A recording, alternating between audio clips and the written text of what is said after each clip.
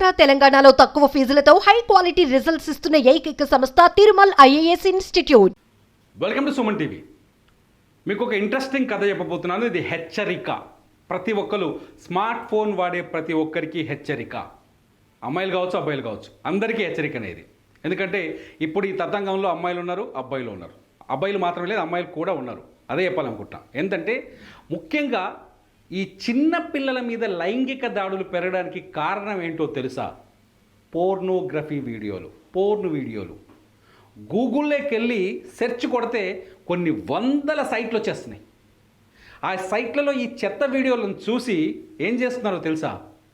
ఆ ఆవేశమో, ఉక్రోషమో, ఆ దుర్మార్గమో పోయి అఘాయిత్యాలకు పాల్పడతారు.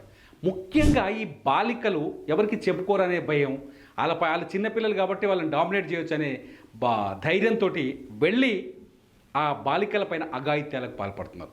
తాజాగా అంటే ఒక 2 నెలల క్రితం మనం కర్నూలు జిల్లా కర్నూలు అంటే ఉమ్మడి కర్నూలు జిల్లా నంద్యాలలో ఇదే ఇన్సిడెంట్ జరిగింది. ముచ్చుమరిలో ఒక బాలిక అత్యంత దారుణంగా అత్యాచారానికి గురై, అది కూడా 10th క్లాస్ లోపు పిల్లలే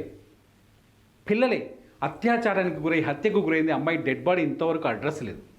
ఇటువంటి ఇన్సిడెంట్లు దేశం పక్కన పెట్టి మన రాష్ట్రంలోనే రోజుకు ఒక 5, 6, 7, 8, 9, 10 వరకు జరుగుతున్నాయి.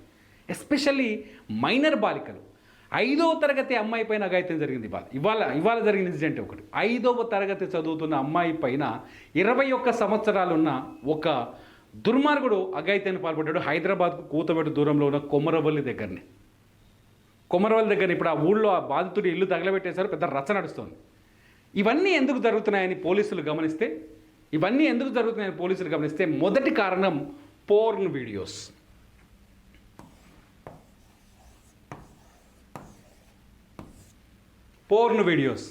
యూట్యూబ్లో ఓపెన్ చేస్తే న్యూడ్ వీడియోస్ కొన్ని వందలు వేలు దర్శనమిస్తున్నాయి. ఒక అమ్మాయి కలుస్తున్న వీడియో కూడా కనిపిస్తోంది. ఈ వీడియోలను చూసి కొందరు ఉద్రేకతకు గురై అఘాయిత్యాలకు పాల్పడుతున్నాడు బాలికల పైన. అయితే పోలీసులు ఏం చేశారంటే అమెరికాకు సంబంధించిన ఇప్పటికే జరుగుతుంది ఆల్రెడీ, ఇదంతా నేను చెప్పబోయేది జరుగుతున్న కథనే. అమెరికాకు సంబంధించిన ఒక నిఘా సంస్థతో హైదరాబాద్ రాచకొండ పోలీసులు ఒక ఒప్పందం చేసుకున్నారు. ఈ రాచకొండ పోలీసులు ఏం చేస్తున్నారు తెలుసా? మన ఫోన్లని మూడో నేత్రంతో, నిఘా నేత్రంతో చూస్తున్నారు. మీరు మీ మొబైల్ ఫోన్లో ఓపెన్ చేసి బ్లూ ఫిల్మ్సో ఈ నీలి చిత్రాల్లో చూశారనుకోండి, ఆ విషయం నేరుగా పోలీసులకు వెళ్ళిపోతుంది. ఆల్రెడీ చూస్తున్నారు. ఆ విషయం ఎట్లా వెళ్తుందో తెలుసా? మీరు ఓపెన్ చేసే సైట్స్ ఐపీ అడ్రస్ ద్వారా వెళ్ళిపోతుంది వాళ్ళకి. మీరు ఏ ఏరియాలో ఉన్నారో ఆ ఏరియా ఐపీ అడ్రస్ వాళ్ళకి వెళ్ళిపోతుంది. ఐపీ అడ్రస్తో వీడియోస్ చూస్తున్నారు, మిమ్మల్ని ఐడెంటిఫై చేస్తున్నారు, మీ ఫోన్ నెంబర్ని, మీరు ఎంతసేపు ఆ వీడియోలు చూస్తున్నారు. చాలా స్పష్టంగా నా దగ్గర డేటా ఉంది. ఎవరెవరు ఈ నీలి చిత్రాలు ఎక్కువగా చూస్తున్నారో ఒక డేటా పోలీసుల దగ్గర ఉంది. మీరు చూస్తే మీ నెంబర్ కూడా ఉన్నట్టు లెక్క. ఇకపోతే వాటిని ఎవరెవరికి షేర్ చేస్తున్నారు ఆ డేటా కూడా పోలీసుల దగ్గర ఉంది.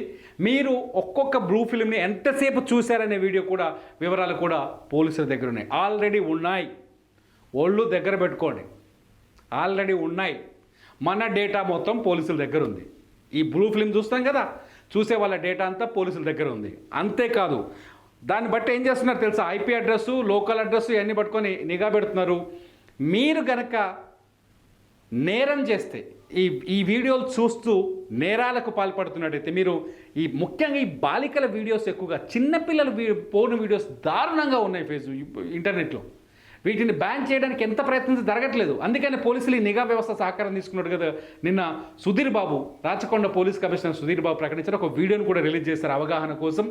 ఆ వీడియోలు చూస్తూ ఇతరులకు షేర్ చేసే బ్యాచ్ ఒకటి ఉంది. గతంలో చూసాం, రామంతపూర్లో ఉండి పోర్న్ వీడియోలు వాట్సాప్లోకి, ఇతర సోషల్ మీడియా అకౌంట్లోకి షేర్ చేస్తున్న ఒక పోరగాన్ని అమెరికా నుంచి ఒక నిఘా సంస్థ వచ్చి అదుపులోకి తీసుకుంది. ఈ విషయం తెలుసా మనకి?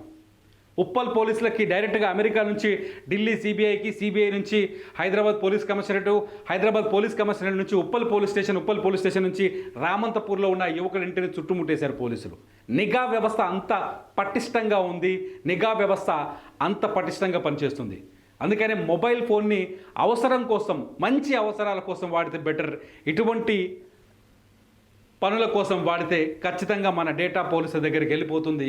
మనల్ని ఒకవేళ చూసినాం అనుకోండి ఏం చేయకపోవచ్చు, కానీ మన క్యారెక్టర్ ఎంతో పోలీసుల దగ్గరికి వెళ్ళిపోతుంది కదా, దొరికిపోతున్నారు. మీ ఫోన్ని పోలీసులు చూస్తున్నారు, జాగ్రత్త.